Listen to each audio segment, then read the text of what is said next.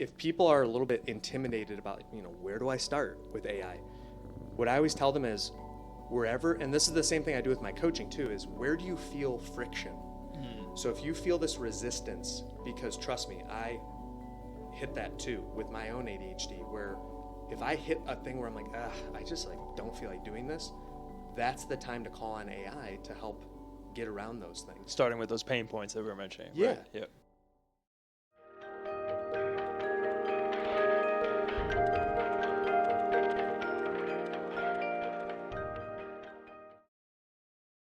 Welcome back to the NITW Podcast. We are a team of consultants working for a nonprofit called Neurodiversity in the Workplace, trying to deliver as much value as we can to neurodivergent professionals and the organizations who employ them. We're joined today by Ryan Mayer. Ryan, thanks for coming on. Charles, pleasure to be here. Been a big time fan of the team and the work that you guys do, so this is great. Yeah, and we're down here at the Disability Inn conference in Orlando this week. You've been like the Energizer Bunny, like running around this thing, shaking hands, having conversations. Like, what are you trying to achieve this week, and where do you fit in this whole neurodiversity ecosystem? Well, that's a great question that I'm still, frankly, trying to figure out. But last year I had the opportunity to join Disability Inn as a member, a disability-owned business enterprise, lovingly known as Dobies. And Love that. last year I was actually in the pitch competition. I was one of the finalists for that. And so I had the chance to get up on stage in front of 3,000 people with some of the biggest names, big company names out there, and just tell my story about, as someone with a non-apparent disability, what inspired me to start my business, which was to help other people like me with ADHD and other cognitive challenges to navigate the world of work. And so this year, I'm a lot less stressed because I'm not preparing to give this, presentation. Not your first rodeo anymore, yeah. Right, exactly. And what I love about this conference is that everyone is so open. Everyone is just, no one's wearing their mask that they feel like they have to do sometimes in professional world. And that everyone's open to ideas and collaboration. So what I'm doing this year is I'm meeting with organizations, learning about what are their neuroinclusion initiatives, and could my coaching or consulting help them to support some of their employees to just show up as their best selves at work. So my goal is just, as you noticed, to get around to meet as many people as I can, and I just love the ideas and the collaboration that we're all in this together. Yeah, no, love that. And you touched on a couple of points that we could definitely unpack a little bit more in terms of ADHD being so non-apparent in many folks, right, at a first glance or conversation, as well as this notion of ADHD professionals masking in the workplace and trying to, even though they feel like that square peg in a round hole, oftentimes like trying to make that fit work. So what would you say, from your perspective, are some of those really big myths about ADHD that you hear all the time, and like what would you replace those myths with in terms of good information or storytelling from the ADHD community? Well, I think that it's important for all people to know, and this is not even just in the workplace, but for people who might have family members, friends, or people in their lives that have ADHD, that some of the myths are that ADHD is just for grade school boys, like hyperactive boys who can't sit still. Bouncing off the walls, right? Yeah, and so sure, there's absolutely an element of that, but it's absolutely not just boys. And finally, what I'm so happy about is that so many women are getting the diagnosis that they've deserved for so long, but always got overlooked. Slip through the cracks, right? Yeah, because frankly, I think the girls, as they're growing up, are smarter than boys sometimes, and so they're able to just kind of fly under the radar because, I'm using air quotes, they're too smart to have ADHD. And they met all the expectations. They checked all of society's boxes, but then once, and this goes for men and women, you go through school, there's structure. Grade school, high school, college, and then even in the world of work you have some structure, but then getting a new house, getting married, having kids. So I'm a father of 3, and I can tell you that is a lot of stress. Right. So one of the big myths is that, women must just have anxiety or depression. And they often get mislabeled as they're in that journey, right? Mm-hmm. And they may also have some of those co-occurring conditions. But the biggest thing to take away here is that ADHD doesn't discriminate. Mm-hmm. So men and women have it. So that's myth one. Myth two is that you grow out of ADHD. Right. So there's so many people, that follow my social media content that will say, yeah, I had ADHD, or they're still calling it ADD. I had ADD or ADHD when I was little. And it's like, well, no, spoiler alert, you still have it now. Right. So it's the way our brains are wired. So if you have ADHD, you're always going to have ADHD. Right. No, I love that. And to your point, the conversation has been so dominated by kids and the adults who maybe were unrecognized and are now find themselves in the world of work, maybe on that journey of like being late identified and like discovering that part of themselves and what that looks like in their relationships, their family, themselves as professionals, and so on. What does that look like in your network of folks who are more so, okay, I didn't get recognized as a kid, I did slip through the cracks, and now I'm unpacking this? Like, what does that look like for a lot of folks?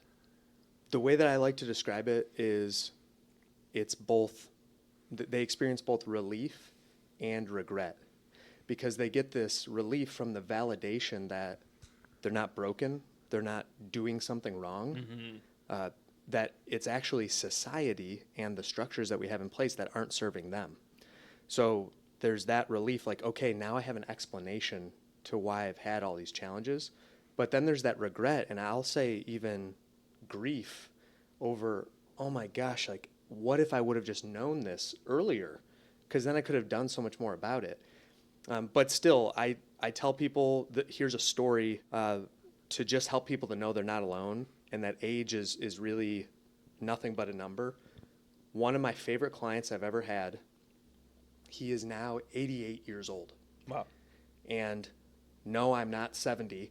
Like, he actually got diagnosed when he was 85 years old. And he said, Ryan, these have been, I coached him for 3 years. Ryan, these have been 3 of the greatest years of my life. And I don't say that lightly. He's like, because all this time I never knew. And now I finally understand. And he just was incredible, like very in touch with himself. And so anyway, my point is, if anyone's listening to this, don't ever be afraid to seek a diagnosis or just to seek some clarity around what your challenges might mean for you. Right. It's like no matter who you are, one of life's great challenges and journeys is to know thyself, right? And that's an incredible tool to kind of unearth that dimension of it.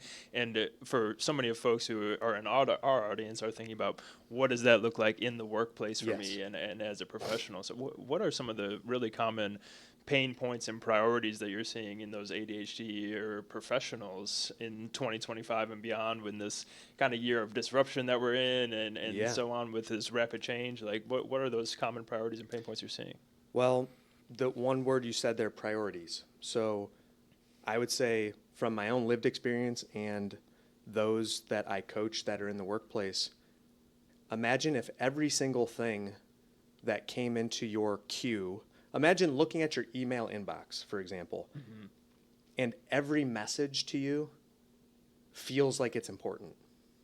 So it's very hard for those of us with ADHD to be able to prioritize and to triage the tasks. And so when I'm working with my clients, I help them to think about, okay, what are your job duties? Like, what are the things that you're going to be judged on? What are your key performance indicators? What are the metrics that they're holding you to? And then we try to build a plan so that they can hit those goals. So helping take them from analysis paralysis to a system that allows you to prioritize and execute. Right? Correct, because I can remember my time as a professional recruiter where I would just be inundated with emails and applications, and what I would do is I would end up avoiding the most important part of the job, which was reviewing new applications that would come in, process the applications, and forwarding them to the manager if they were a good fit. So I built something that I refer to as a habit stack, and this was with the help of a coach that I had. So we used a little bit of an incentive. So we're always chasing the dopamine. So I would always want to get to my email, like, ooh, I wonder what's in there, something new, something urgent. But before I was allowed to do that, the structure that we set up was I had to process all the new applications, because when I didn't, what would happen is it would build up to such a level where it was overwhelming and intimidating. Right. So I now do that same thing for my clients, where I'll say, hey, what are the things that you know you need to be doing? They're important, but not urgent. Because there's that Eisenhower matrix of important, but not urgent, urgent and important, not urgent, not important, and the other one. So you get what I'm saying. But the point is, don't just focus on the stuff that is urgent, because it might not really be important. Right. And just decide where you want to spend your time to give yourself the best chance of being successful. No, love that. And that's so timely to be having that conversation, especially as so many professionals, neurodivergent and otherwise, are navigating workplace systems where there's a lot of new tools. I know the hot topic this week is AI and what that looks like. And is it a co-pilot for neurodivergent professionals? Is it a new tool that might have some downside potential that we need to talk about if we don't have these neuroinclusive elements baked in at the design level, or is it a bit of both? Like, what is your take on how AI can assist with some of those pieces that you're talking about, and any other hot topics that you're keeping an eye on? No, thank you for asking. And in full transparency, I was so grateful that Charles reached out to me this morning to remind me that I was on the podcast, because I was so entranced by the topic this morning was, again, AI. So we had some of the biggest companies had their representatives talking about AI. And there I was recording audio on my phone, taking notes on my computer, writing things in my notebook, because there was so much happening. So thank you again for calling me, reminding me to come to the interview. But for anyone out there who's just a casual user of AI, what I would suggest to them is it's tough to prioritize. And so a great story that I heard just this week, actually, and this is a woman who is very tapped in to the tech space. She said what she'll do is, after she drops her kids off at daycare and she is driving home, she will use AI, and she'll just, the term we use is brain dump. So just talk out all of the things that are in her mind that she knows she would like to maybe work on. Right. And then when she gets home, she takes that, has AI organize it for her, prioritize it, and then based on what she has said her goals are, asks it to put it in a prioritized order. So now, instead of sitting down at her desk and trying to start her day with just this jumble of things in her mind, she now has a prioritized list that she was able to pull out with the power of AI. Love that. And that's going to save her so much bandwidth and insulate her against burnout. And like you said, thinking holistically can show up for her family better if that's her case, and so on, right? Right. So, yeah. And then one other example, too, that just pops to my mind. Again, one of the facilitators on stage, one of the disability and staff members, he said that he has a daughter who's in college who was interviewing for an important program that she wanted to get into. And they used AI to create some interview questions. He said, now, I could have used the time to try to think of interview questions, but instead I used I used 30 seconds with AI to generate the questions, and then the majority of the time was me spending quality time with my daughter practicing these questions. Right. And so that's just one simple example, but if people are a little bit intimidated about, where do I start with AI? What I always tell them is, wherever, and this is the same thing I do with my coaching too, is where do you feel friction? So if you feel this resistance, because trust me, I hit that too with my own ADHD, where if I hit a thing where I'm like, I just don't feel like doing this, that's the time to call on AI to help get around those things. Starting with those pain points that we were mentioning. Yeah. Right. Yep. And so actually, you asked me a question right before we started recording about, hey, are you doing some content while you're here? I'm very fortunate that I have a marketing team that helps me, and we leverage the power of AI all the time. So I will feed into it my ideas for a potential podcast topic or just content around ADHD in the workplace, and then we use that to break it down to points that I want to hit or different episodes or whatever. So anytime there's something that's overwhelming, just put it into AI and help it to sort it out. Yeah. And when you add up the cumulative effect of using those types of tools day in and day out, year in and year out, it's going to be a huge boost in terms of insulating with the mental health piece, like you had mentioned, like being able to show up as your best self every day at the workplace and with your family, like mitigating some of that miscommunication that might occur if you didn't have those tools to be able to organize and prioritize and execute, like you were saying. So there's a real value proposition when you add that up at population level for employers as well, right? 100%. Yeah. And I want to jump in because what you were saying just reminded me.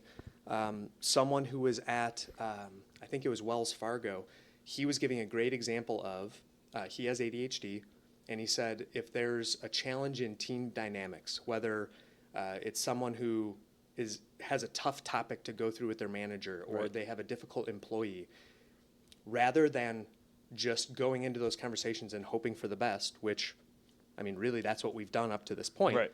Now we can use AI to practice and even ask, like, hey, I have this challenging situation with a manager. What are some ways that I can tailor what I'm going to talk about to meet their style? You know, someone like me, shockingly, is a verbal processor. And sometimes we can use a lot of words to try to get to the finish line. Whereas with AI, we can boil that down to, and this really helps on the home front too, because my wife is very much like, okay, what is the point here? So we can use these tools to be more effective in our whole lives, actually. Right. So when you're having conversations that could take an emotional turn, or the temperature is kind of turned up, like to your point, being able to distill down all those racing thoughts into what is my key message, or what am I trying to get out of this meeting, and like be able to keep that focus. Exactly. Yeah, love that. And then one other thing, the woman who is the lead for the disability ERG at Microsoft, she talked about for her own ADHD, again, it goes back to what I was describing earlier for women. She is more of the inattentive type. So she said she would focus so much on handwriting notes that she would miss things in the meeting. Right. So she now doesn't worry about writing the notes. And then she can also use, in her case, Copilot to ask, like, hey, what did so-and-so say during the meeting? Or what were the action items coming out of the meeting today? So it just really helps, especially those of us who are neurodivergent, to have very clear ideas of like who's doing what, who said what, like what's the point of this meeting. And if we forget what it was, then AI can help to be a safety net for us. And I think this is kind of a great tipping point that we're finally arriving at, where these technologies that are emerging aren't assistive technology specifically for folks with disabilities. They're just performance enhancement tools in the workplace, and just team efficiency tools that help you stay on the same page with the folks that you're collaborating with. 100%. Yeah, and that's been one of the big points they've been making this week is not only universal design in physical environments, but also using this technology. Like, it's going to help everyone, and it's going to help those of us with disabilities too. So it's great. Right. Yeah, and we talked about a lot of key points about the technology piece, some of the team dynamics, some of the ways that you can be a better manager and teammate in the workplace. You know, as you look into your crystal ball and are thinking about the future of work, what other key success factors would you highlight for employers as these are the things to keep an eye on, or this is how you can position yourself as a brand of choice for ADHD professionals. So as these talent wars potentially emerge, like the ADHDers are flocking to your company and bringing those strengths to you. Yeah. I think I just think back onto my own lived experience in the workplace and the experiences of so many of my clients. And I know so many of the professionals out there that are silently struggling with their own neurodivergent challenges. So if I were a manager, and the advice I would give to other managers out there is to just think about how can they make their day-to-day interactions and also just their communication, how can they make that more inclusive and more ADHD, in this case, ADHD friendly? So in other words, don't try to just sound smart. Instead, just maybe feed your long monologue into some sort of AI tool and say, please make this in an easy to read, easy to understand format so that all neurotypes can understand, or something like that. So just helping to make sure that everybody is on the same page, basically. Right. And it sounds like taking ownership of that, right? So often when miscommunication occurs, your ego kind of gets flared up and like, oh, I communicated my position perfectly. Like, it's them who didn't understand, right? But taking ownership of like, oh, if miscommunication occurred, that's actually my fault, and I can improve so that no matter who my audience is, I'm getting my message across, and that's going to make you better as a professional as well. Right. And I think one really simple thing that managers can do too is just asking, hey, is everyone clear on either why we're having this meeting or what the action steps are coming out of the meeting too? Because a lot of the feedback that I get is like, how many of you out there have ever sat in a meeting at work and you're just wondering, why are we even having this meeting again? Couldn't this have just been an email? So having a clear purpose for the meeting and then having really clear action steps coming out of it. Yeah. No, love that. And this has been a great conversation. Really appreciate you coming on today, Ryan. I know, for our audience, they can find you at the More Than ADHD podcast, but, for the folks listening, and where else can they find you if they want to learn more? Yeah, well, again, thanks so much for having me on the show. I had a great time. Likewise. And would love to have you guys come over to the More Than ADHD podcast to come in. But where people can find out more about me, ryanmayercoaching.com, Mayer, and then ADHD Coach Ryan on most of the socials. And what I'm really looking to do and why I came to the Disability In Conference is to get in working with employers and companies that are struggling to figure out how can they make sure that they have an inclusive culture that's safe, psychologically safe for all their employees to show up as their whole self, bring their authentic self to work. Because you mentioned earlier about round peg into the square hole. And like, I spent almost 15 years in corporate trying to fit in, right, holding that mask up, and it's exhausting. When really all it comes down to is just having empathy and having open communication. So if you or your employers need some help with that, I know the Neurodiversity in the Workplace team is an amazing resource, but if there's anything I can also do to help you, feel free to look me up. We are really all in this thing together. Awesome. Thanks, Ryan. Thanks, Charles. Appreciate it.